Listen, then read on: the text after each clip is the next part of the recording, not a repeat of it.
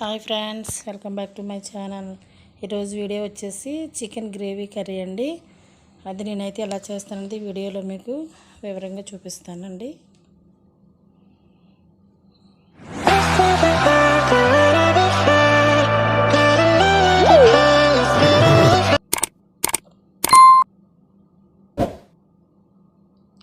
ఇప్పుడైతే బాండీ పెట్టుకుని దాంట్లో ఒక 2-3 స్పూన్లు ఆయిల్ వేసుకోవాలండి. చికెన్ కర్రీ కాబట్టి ఇంకొంచెం ఎక్కువే పడుద్ది. దాంట్లో ఒక 2-3 యాలకులు, ఒక 2-3 లవంగాలు, చిన్న చెక్క, ఒక 2-3 బిర్యానీ ఆకులు వేసుకున్న తర్వాత ఇవి కొంచెం వేగేంత వరకు ఒకసారి మనం అవి వేపుకోవాలండి. తర్వాత ఉల్లిపాయ ముక్కలు వేసుకోవాలి. ఉల్లిపాయలు చికెన్లోకి ఎన్ని కోసినా పర్వాలేదండి, ఎందుకంటే అవి బాగా మంచిగా వేగేంత వరకు వేపుకుంటే మనం ఒక ఉల్లిపాయ ఎక్స్ట్రా కోసినా ఏం కాదండి. బాగా వేగిపోవాలండి, శుభ్రంగా బ్రౌన్ కలర్ వచ్చేంత వరకు వేపాలి. చూసారు కదా, అందులో ఉల్లిపాయలు ఉన్నాయా లేవా అన్నట్టు ఉందండి, మొత్తం వేగిపోయినాయి. ఇప్పుడు మనం అందులోకి ఒక 2 స్పూన్లు అల్లం వెల్లుల్లి పేస్ట్ వేద్దాం.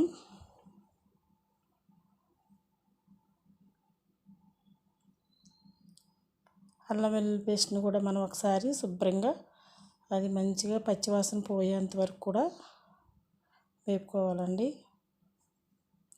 కొంచెం పసుపు వేద్దామండి, ఎందుకంటే పసుపు వేయకపోతే అల్లం వెల్లుల్లి పేస్ట్ అడుగున పట్టుకుంటుంది.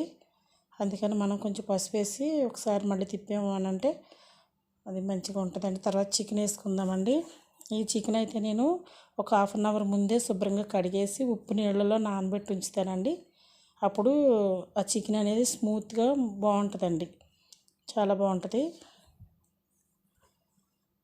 వాటర్ లేకుండా మొత్తం చికెన్ అంతా వేసేసిన తర్వాత టమాటా ముక్కలండి, ఒక 2 మీడియం సైజు టమాటాలు, నేనైతే 2 టమాటాలు తీసుకున్నాను. కొంచెం కొత్తిమీర, కరివేపాకు వేసిన తర్వాత అవన్నీ మళ్ళీ ఒకసారి మంచిగా కలిసేలాగా తిప్పుకోవాలి. చాలా టేస్ట్ ఉంటుందండి, ఇలాగా చికెన్ కర్రీ చేసుకుంటే చాలా బాగుంటుంది.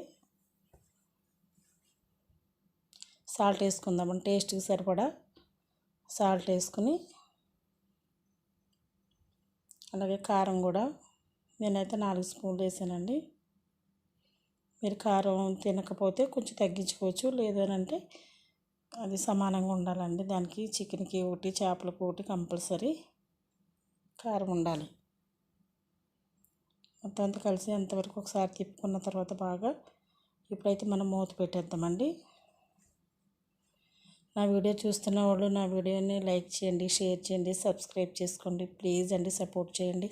చూసారా, వాటర్ వచ్చేసింది. మనం అసలు వాటర్ పోయలేదు, కానీ దాంట్లోకి వాటర్ శుభ్రంగా వచ్చిందండి. గ్రేవీ కాకుండా మామూలుగా మనం ఒక దగ్గరగా ఫ్రై లాగా మనం చికెన్ కావాలనుకుంటే ఇదే వాటర్తో సరిపోద్దండి, మన వాటర్ పోసుకోక్కర్లేదు. మనకి కొబ్బరి పౌడర్ అండి, 1 స్పూన్ వేసాను నేనైతే. ఎండు కొబ్బరి ఉంటుంది కదా, ఆ కొబ్బరి పౌడర్ వేసాను. మంచిగా కలిసిన తర్వాత కొంచెం వాటర్ అండి, నేనైతే ఒక చిన్న గ్లాస్ వాటర్ ఉంటుంది అది పోసాను. ఇప్పుడు మనం కొంచెం సేపు దాన్ని మూత పెట్టేసి అలా వదిలేద్దామండి. అయిపోయిందండి, కొంచెం వాటర్ ఉందండి. ఇంకా ఇలా ఉన్నప్పుడే మనం శుభ్రంగా కలుపుకొని ఉప్పు అది సరిపోయిందో లేదో చూసుకుని ఇప్పుడైతే మసాలా వేసేసుకుందామండి.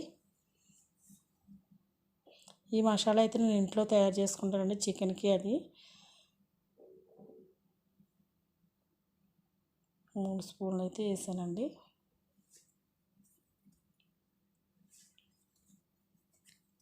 ఒకసారి మసాలా అంతా కలిసేలాగా ఒకసారి తిప్పుకుని 1 నిమిషం పాటు దాన్ని పొయ్యి మీద అలా ఉంచేమో అని అంటే చికెన్ గ్రేవీ కర్రీ రెడీ అయిపోద్దండి వేడివేడిగా. కొంచెం వాటర్ ఉందండి, ఇంకా ఒక 2 నిమిషాలు అయితే అయిపోద్దండి. అయిపోయిందండి, రెడీ అయిపోయింది. చికెన్ కర్రీ రెడీ అయిపోయిందండి. దించేసిన తర్వాత కొంచెం కొత్తిమీర వేసుకొని వేడి వేడి కర్రీ రైస్లో వేసుకుని తింటే సూపర్ ఉంటుంది. థ్యాంక్ యూ అండి.